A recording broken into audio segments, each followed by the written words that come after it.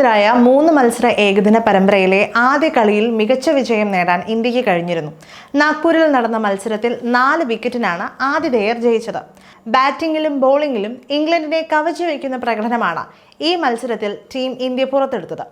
അതേസമയം ജയം നേടി പരമ്പരയിൽ ലീഡ് എടുത്തെങ്കിലും അടുത്ത കളിയിൽ ഇന്ത്യൻ ടീമിൽ ചില സുപ്രധാന മാറ്റങ്ങൾ വരുമെന്നാണ് സൂചനകൾ.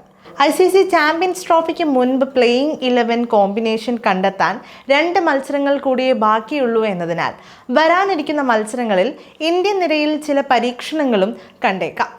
ഞായറാഴ്ച രാജ്കോട്ടിലാണ് ഇന്ത്യ ഇംഗ്ലണ്ട് ഏകദിന പരമ്പരയിലെ 2ാം മത്സരം നടക്കുക.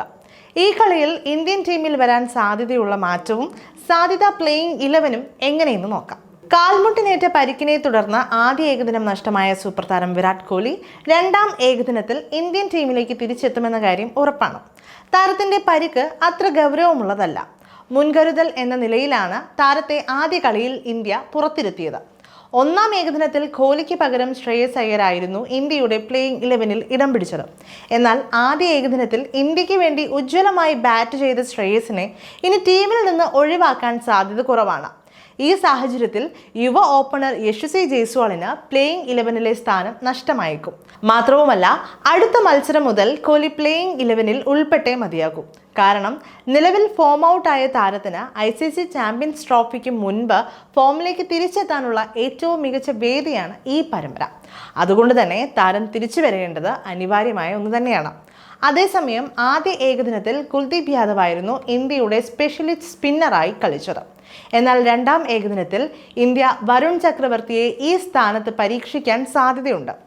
ICC ചാമ്പ്യൻസ് ട്രോഫിക്ക് മുൻപ് വരുണിനെ പരീക്ഷിക്കേണ്ടത് ഇന്ത്യൻ ടീമിന് അനിവാര്യമാണെന്നതും ശ്രദ്ധേയം. ഇത്തരത്തിൽ ലഭിക്കുന്ന അവസരം മുതലാക്കാനായാൽ ചാമ്പ്യൻസ് ട്രോഫിക്കുള്ള ഇന്ത്യൻ പ്ലേയിങ് 11-ൽ കയറിപ്പറ്റാനും വരുൺ ചക്രവർത്തിക്കാകും.